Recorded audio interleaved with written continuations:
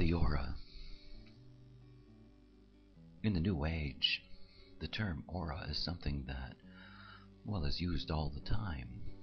I see it in the newspapers. I see it constantly being associated with the impact of human beings. But so little about the aura is really understood. Most assume that the aura is an energy field that is given off by the form, rather than seeing that the aura is a full expression of and a controlling agent of the way in which the form is going to work. We do not have the same auras, as you will see.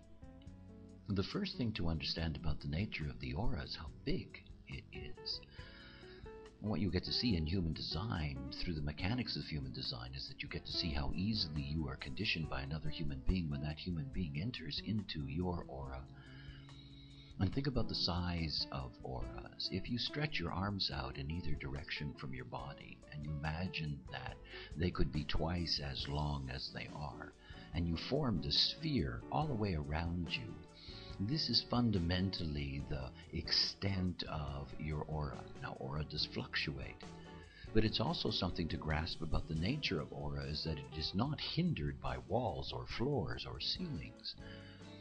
The reality is that when you are standing in a room in an apartment complex and you have a common wall that you share with a neighbor, the fact is that as you stand beside that wall, your aura is penetrating into the other space.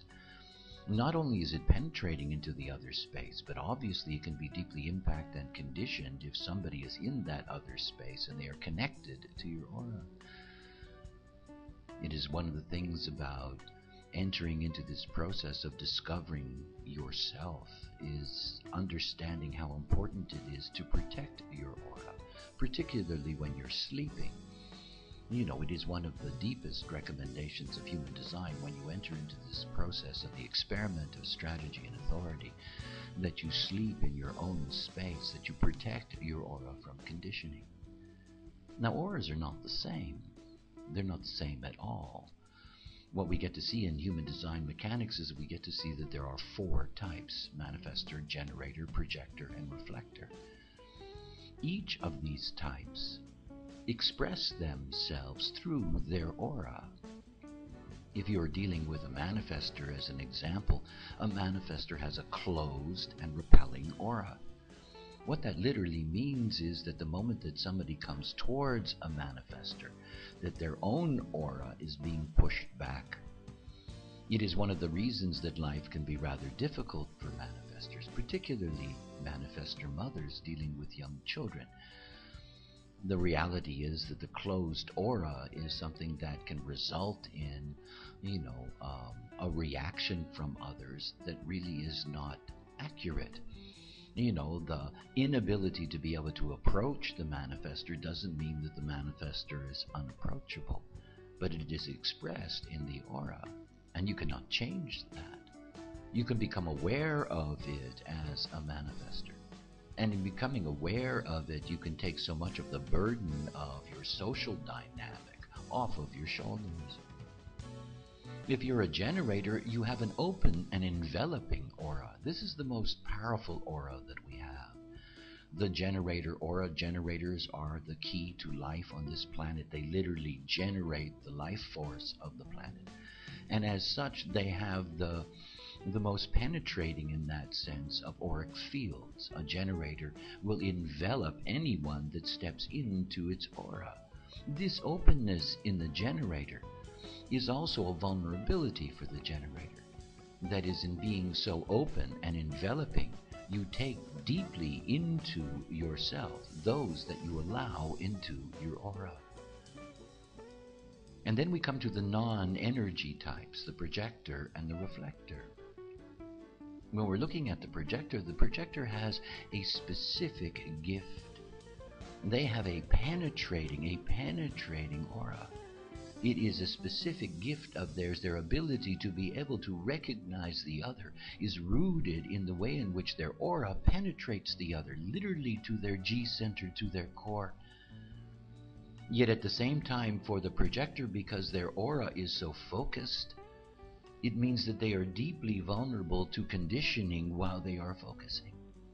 It also means that when we are looking at the difference between a generator and a projector, we see that a generator's aura can take in many beings at the same time, while the projector aura is only designed to deal with one person at a time. And finally, we come to the reflector, and we come to this sampling aura, what I like to call the Teflon aura, the way in which the reflector tastes the world around it in order to discover what is out of place, what doesn't work, what is different. You see, type is not simply a matter of looking at the strategy and authority that arises out of the graphic on the piece of paper.